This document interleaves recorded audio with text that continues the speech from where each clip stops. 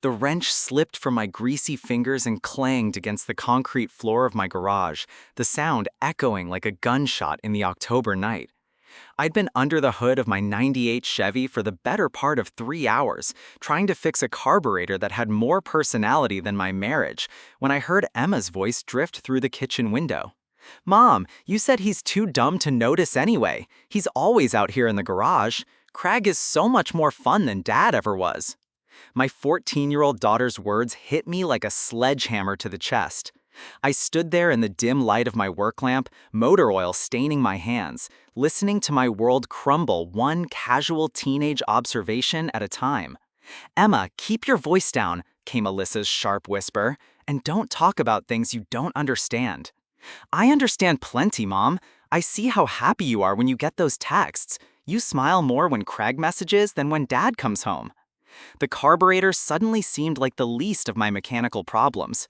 I wiped my hands on an old rag and moved closer to the window, staying in the shadows. Through the gap in the curtains, I could see my wife of 16 years standing at the kitchen counter, her phone in her hand, that familiar glow lighting up her face, the same glow I'd mistaken for work emails all these months. Alyssa had always been beautiful, sharp cheekbones, auburn hair she kept perfectly styled, clothes that cost more than most people's car payments. She'd kept her maiden name when we married, claiming it was professional necessity. Now I wondered if it had been escape planning. "Your father works hard," she said, but her tone held all the warmth of a January morning in Edgewater. When someone brings you a car that's making a weird noise, sometimes you learn to track patterns, document symptoms, and follow the evidence until you find the source of the problem. My marriage was making weird noises. Time to pop the hood. I started with the credit card statements. Alyssa handled our finances, another thing that had seemed sensible when she was the one with the law degree and I was rebuilding transmissions. But I still had access to the online accounts, and she'd grown careless about covering her tracks. Riverside Hotel, $127.50 every Thursday for the past 2 months. Chez Laurent, $89.30 for dinner for two, multiple Tuesday evenings. Victoria's Secret, $156.80 just last week. Uber charges to addresses I didn't recognize, always during lunch hours when she claimed to be in meetings. I printed everything and stored it in a folder I kept locked in my toolbox at the shop. My shop, Hartwell Auto Repair, occupied a converted gas station on the edge of town, all peeling paint and honest rust. Not glamorous, but it was mine, paid for in full thanks to years of 12-hour days and weekend work. The irony wasn't lost on me. I'd built something solid and real while my wife was playing house with her college sweetheart. "You're looking rough, Danny," said Vic Kowalski, dropping by on a Wednesday afternoon with coffee and unsolicited life advice. Vic owned the boxing gym and bar down the street, a combination that made perfect sense if you knew the clientele. He'd been my best friend since high school, back when we were both stupid enough to think we could fight our way out of this Rust Belt town. "Just tired," I said, sliding out from under Mrs. Patterson's Honda. "Been working late." Vic raised an eyebrow. He had the kind of face that had absorbed too many punches to hide skepticism well. "Working late or thinking too much?" "Maybe both." He handed me the coffee and leaned against my workbench. "Alyssa still pulling those long hours at the firm?" The way he asked told me everything I needed to know. In a town this size, everybody knew everybody's business. The only question was whether you were the first to know or the last to find out. "She's dedicated to her career," I said carefully. "Yeah, I'll bet she is." Vic was quiet for a moment. Then, my cousin Tony works security at the Riverside Hotel. Sees a lot of things. Professional discretion and all that, but what? But some things make a man want to break his professional discretion, especially when it involves good people getting played. I set down my wrench and looked at him directly. What did Tony see? Same silver BMW every Thursday afternoon, same room, same two people who sure as hell aren't married to each other. Vic's expression was grim. "Danny, I'm sorry. I thought you knew." The confirmation hit me like a physical blow, even though I'd been expecting it. Knowing and knowing are two different things. "How long?" I asked. Tony says about 3 months, but who knows how long it took them to get careless enough to use the same hotel every week. 3 months, right around the time Alyssa had started her Thursday depositions in Millfield, except the Riverside Hotel was 15 miles in the opposite direction. You want me to? Vic started. No, I cut him off. I want to handle this myself. Danny, think about this. You've got kids to consider. Emma and Sophie don't need to see their parents go to war. He was right about that. Proof that the woman I'd loved for 16 years was capable of this level of deception. Craig drove away first, his Tesla purring out of the parking lot with the quiet arrogance of expensive engineering. Alyssa sat in her car for a few minutes, probably checking her appearance in the mirror, making sure she looked like someone who'd been in a boring legal meeting instead of someone who'd been tangled up with her college boyfriend in a hotel room. Then she drove home to make dinner for our children and ask me about my day with the same mild interest she'd show a weather report. That night, she went to bed early again, claiming exhaustion. I stayed downstairs, staring at the photos on my phone and planning my next move. Because if Alyssa thought she was the only one who could play a long game, she was about to learn otherwise. Some engines need a complete rebuild, and sometimes you have to tear everything apart before you can make it run right again. The beauty of being underestimated is that nobody sees you coming until it's too late. For 16 years, I'd been the reliable husband, the steady provider, the guy who fixed things quietly and didn't make waves. Alyssa had grown comfortable with that version of me. Comfortable enough to assume I'd never notice her Thursday afternoon disappearances or her sudden interest in expensive lingerie.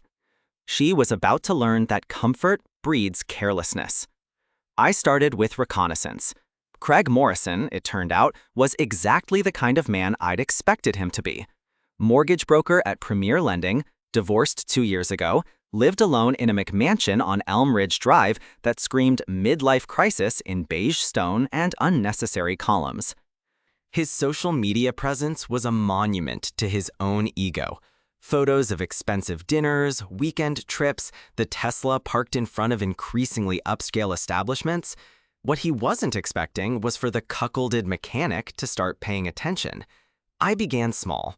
A few loosened lug nuts on the Tesla when it was parked at the hotel. Not enough to cause an accident, just enough to create a vibration that would drive him crazy trying to diagnose. A handful of metal shavings in his gas tank, courtesy of my machine shop. Nothing dangerous, nothing traceable, just the kind of mysterious mechanical problems that would slowly erode his confidence in his precious car. The real genius was in the timing. I made sure each new problem manifested right after his Thursday meetings with my wife. Let him start associating his good times with automotive frustration. Meanwhile, I started documenting everything with the methodical precision I brought to engine rebuilds. Photos, receipts, timestamps. I created a timeline that would make a forensic accountant weep with joy. Not for legal purposes. Like I said, Pennsylvania didn't care who was cheating on whom, but because information was power, and I was planning to use every bit of leverage I could get.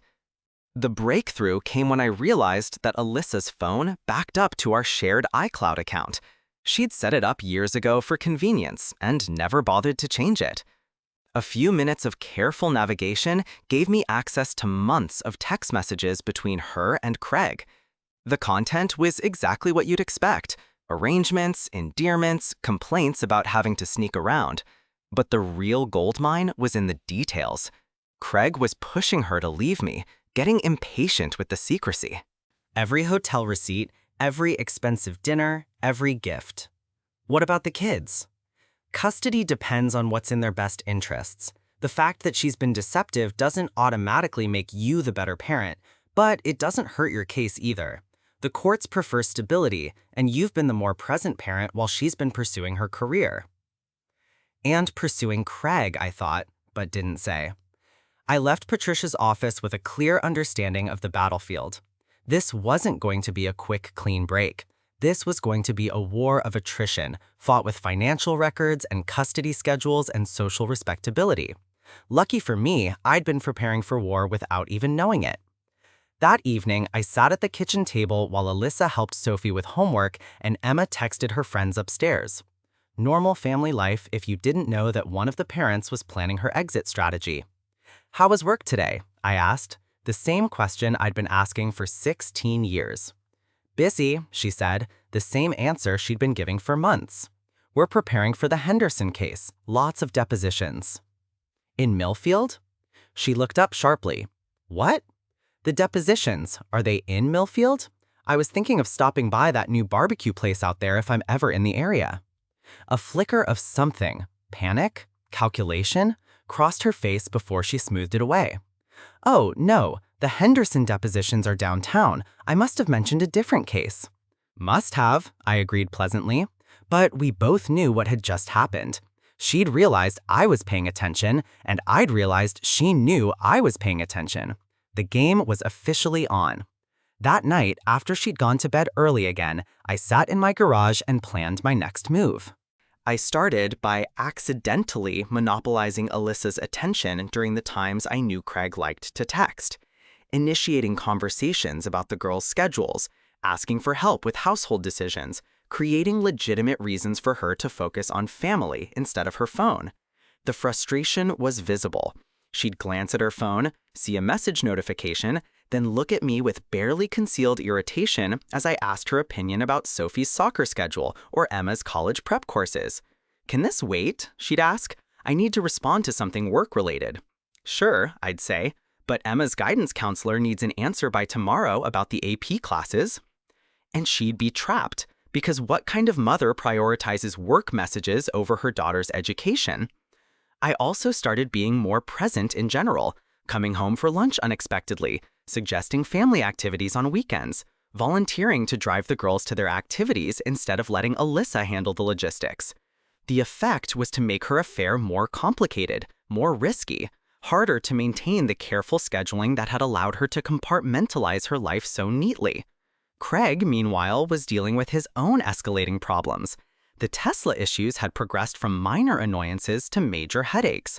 The latest incident, a mysterious electrical problem that had left him stranded at a traffic light, had required a tow truck and an overnight stay at the dealership. "Weird thing," Vic mentioned casually. "Tony saw your wife's boyfriend having a screaming match with some tow truck driver outside the Riverside Hotel last week.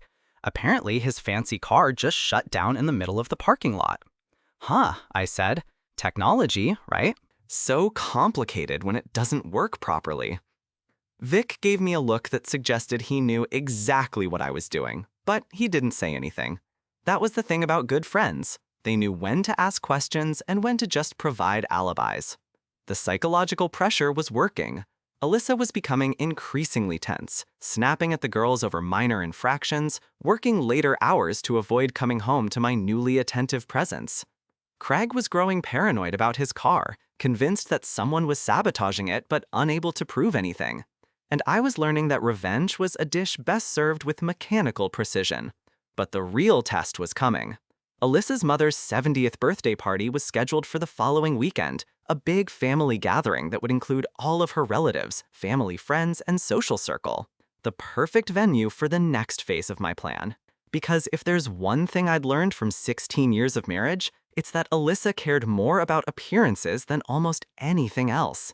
Her reputation, her social standing, her image as the successful lawyer who'd married well and built a perfect family, these things mattered to her, more than love, more than loyalty, more than the feelings of the man who'd spent nearly 2 decades building a life with her. Time to see how much her reputation was really worth. Lorraine Brennan's 70th birthday party was exactly the kind of event Alyssa lived for. An opportunity to showcase her success, her beautiful family, and her position as the accomplished daughter who'd made something of herself. The country club venue, the catered dinner, the carefully curated guest list of family members, colleagues, and social connections, it was a stage designed for her to perform the role of devoted daughter and perfect wife. Too bad I was about to steal the show. I'd spent the week preparing for this moment with the same methodical attention I brought to rebuilding engines. Every detail planned, every contingency considered, every tool arranged for maximum efficiency. The divorce papers were folded neatly in my jacket pocket, prepared by Patricia Chen and ready for service. I'd timed the filing for maximum impact, late enough in the day that Alyssa wouldn't have advance warning, early enough that the legal machinery would be in motion before she could react. But the papers were just the opening move. The real performance was going to be in the delivery. We arrived at the country club as a family, maintaining the pretense of marital harmony for the sake of appearances. Emma and Sophie were dressed in their best outfits, excited to see their grandmother and cousins.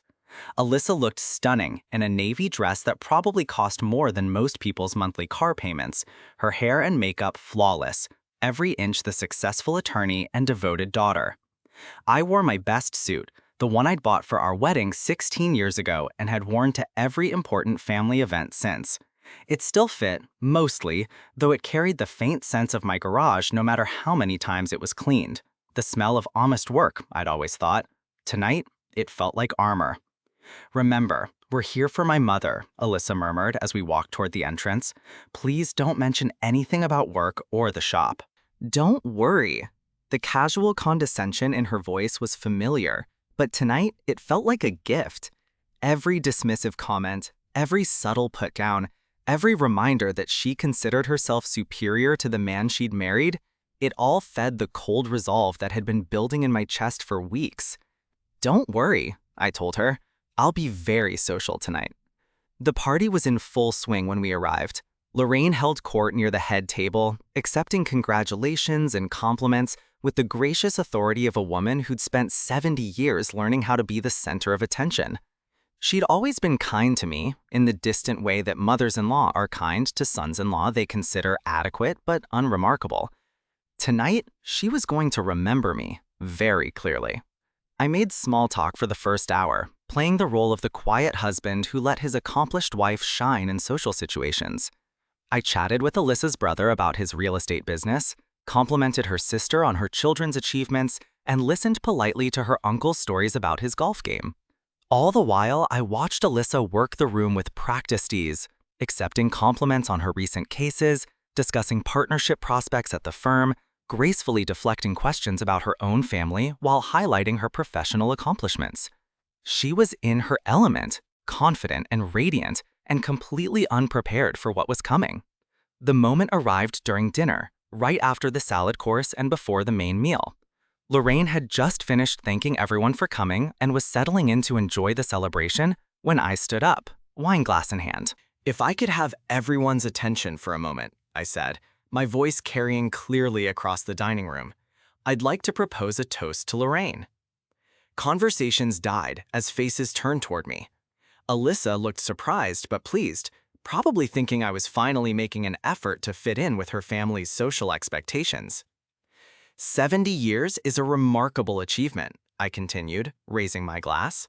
70 years of watching the world change, of adapting to new realities, of learning that sometimes the people we trust most are capable of surprising us in ways we never expected. Murmurs of agreement rippled through the room. Lorraine smiled warmly, clearly touched by what she assumed was a heartfelt tribute. "Lorraine has always been a woman of strong values," I went on, my voice growing stronger. "She believes in honesty, in loyalty, in the importance of family commitment. She raised her daughter to share those values, to understand that marriage is a sacred trust between two people who promise to honor each other above all others." Alyssa was starting to look uncertain now, perhaps picking up on something in my tone that the rest of the room hadn't noticed yet. "So tonight, on this milestone birthday, I want to toast not just Lorraine's 70 years of life, but also the values she's passed down to her family. Values like fidelity, like keeping promises, like having the courage to face the truth even when it's uncomfortable." I turned to look directly at Alyssa, who had gone very pale. "I want to toast old loves," I said, my voice carrying clearly to every corner of the room. To college sweethearts who reconnect after 20 years. To Thursday afternoon meetings that aren't really meetings. "Is Mom really not coming back?" Sophie asked one evening while I helped her with homework. "No, sweetheart, Mom and I are getting divorced, but that doesn't change how much we both love you and Emma." "Did she really have a boyfriend while she was married to you?" The question hit me like a physical blow. Sophie was only 10, but she'd heard enough whispered conversations and adult discussions to piece together the basic facts of what had happened. Yes, I said simply, she did. That's not very nice. No, it's not. But sometimes adults make mistakes, and sometimes those mistakes hurt the people they love. The important thing is that none of this is your fault, and both your parents are going to take care of you no matter what. She nodded solemnly, then returned to our math worksheet. Kids were remarkably resilient, I was learning. They could accept almost any reality as long as the adults in their lives were honest with them and provided consistent support. Emma was handling things differently, with the dramatic intensity that seemed to be standard equipment for 14-year-old girls. I can't believe Mom did this to us, she announced during dinner one night. Everyone at school is talking about it. It's so embarrassing. I'm sorry you have to deal with that, I said. But the embarrassment will pass. People will find something else to talk about. Will you and Mom get back together? No, Emma, we won't. Good, she said fiercely. I don't want her to come back. She lied to all of us. The anger in her voice worried me. Emma was old enough to understand betrayal, old enough to feel personally hurt by her mother's deception. She wanted to keep the house, get spousal support, maintain primary custody of the children, and somehow emerge from this divorce in better financial shape than when she'd entered the marriage. In other words, she wanted to have her cake and eat it too. But I'd learned a lot about patience and precision over the past few months. I'd learned that the most effective attacks weren't the obvious ones, and that sometimes the best strategy was to let your opponent defeat themselves. Alyssa had always been too clever for her own ped. She was about to discover that cleverness without wisdom was just another form of stupidity, and I was about to remind her that underestimating people was a dangerous habit. The real war was just beginning. November brought the kind of bitter cold that made Edgewater feel even more like the end of the world. The lake effect snow had started early, coating everything in a gray slush that matched the mood of the town's most talked about divorce proceedings. But inside my shop, things were warming up nicely. The mechanical problems plaguing Craig's Tesla had escalated from annoying to catastrophic. According to Pete at Millfield Auto, the car had suffered a complete electrical failure that would require replacing the entire computer system, a repair that would cost more than most people's annual salary and take weeks to complete. Weirdest thing I've ever seen, Pete told me over coffee at the diner. It's like the car's electronics just gave up all at once. Tesla sending a specialist up from Detroit, but even they're baffled. I made sympathetic noises while internally applauding my own handiwork. Months of carefully introduced problems had finally cascaded into total system failure. The beauty of modern cars was their complexity, so many interconnected systems that a small problem in one area could eventually bring down the entire network. Craig, meanwhile, was becoming increasingly unhinged. His social media posts had devolved from boastful displays of wealth to paranoid rants about corporate conspiracies and deliberate sabotage. He'd apparently accused 3 different mechanics of incompetence and threatened to sue the Tesla dealership for selling him a defective vehicle. Man's losing it, Vic observed during one of our regular evening conversations at his bar. Tony says he came into the hotel last week screaming at the desk clerk about security cameras and industrial espionage. They're thinking about banning him. The pressure was working exactly as intended. Craig's confidence was cracking under the weight of mechanical failures he couldn't understand or control.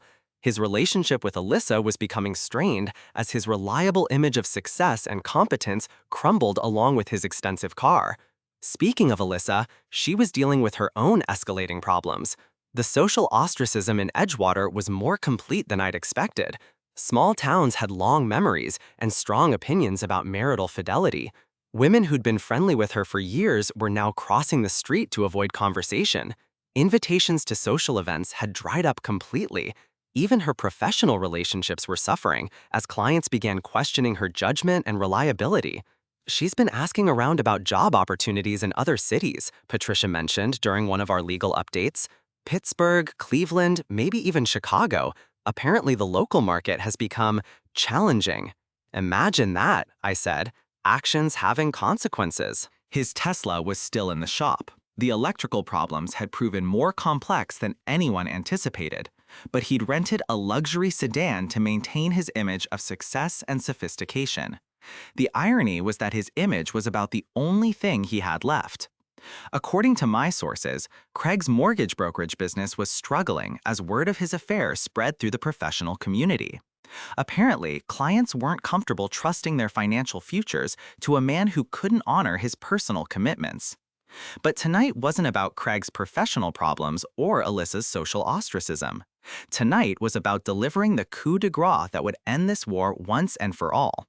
I'd spent weeks preparing for this moment, gathering information, making arrangements, and setting up the final pieces of my elaborate revenge. The DNA test results had arrived 2 days ago, confirming what I'd suspected for months but had been afraid to investigate. Sophie wasn't my biological daughter. The timeline matched perfectly with Alyssa's reconnection with Craig 20 years ago, right around the time Sophie had been conceived. The affair that I thought was a recent development was actually a decades-long pattern of deception and betrayal. My wife hadn't just been cheating on me for the past few months. She'd been lying about the fundamental nature of our family for 10 years. The discovery had hit me like a physical blow, but it had also crystallized my resolve. This wasn't just about adultery anymore. This was about a woman who'd built her entire life on lies, who'd allowed me to love and raise another man's child while secretly maintaining a relationship with that child's real father. The festival was in full swing when I arrived with Emma and Sophie. The girls were excited about the community celebration, blissfully unaware that their father was about to detonate another bomb in their already fractured family life. "There's Mom," Sophie said, pointing toward the hot chocolate stand where Alyssa was standing with Craig and her mother. "Can we go say hi?" "In a little while," I told her. "Daddy has something he needs to do first." The evening progressed with small-town predictability. Local musicians performed on the main stage, children played games organized by the volunteer fire department, and adults gathered in clusters to gossip about their neighbors while pretending to enjoy the frigid weather. I worked my booth, chatting with potential customers and accepting condolences from people who'd heard about my divorce. The support was gratifying, but it wasn't why I was here. The moment I'd been waiting for came during the Community Awards ceremony, when Mayor Davidson invited local residents to share their thoughts about what made Edgewater special. It was a tradition that usually generated bland platitudes about neighborly values and community spirit. This year would be different.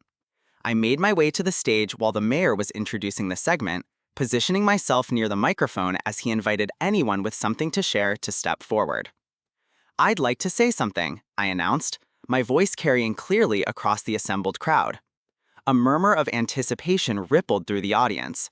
Everyone knew who I was, and everyone remembered what had happened at Lorraine's birthday party. This was going to be either very entertaining or very uncomfortable, depending on your perspective. "Danny Hartwell," I said, introducing myself to the microphone as if there were anyone in town who didn't know my name. Owner of Hartwell Auto Repair, lifelong resident of Edgewater, and recently educated expert on the subject of family values. Nervous laughter scattered through the crowd. I could see Alyssa near the hot chocolate stand, her face pale in the harsh glow of the festival lights. I've been thinking a lot lately about what makes a community strong, about the values we pass down to our children, about the importance of honesty and loyalty and keeping the promises we make to the people we love. The crowd was completely silent now, everyone sensing that something significant was about to happen. I've also been thinking about the difference between the families we think we have and the families we actually have, about the lies people tell to protect their secrets, and about the courage it takes to face the truth, even when that truth is painful. I reached into my jacket pocket and pulled out the DNA test results, holding the envelope up so everyone could see it. "This is a DNA test," I announced. "It compares my genetic material to that of my 10-year-old daughter Sophie. Would anyone like to guess what it says?" The silence was deafening.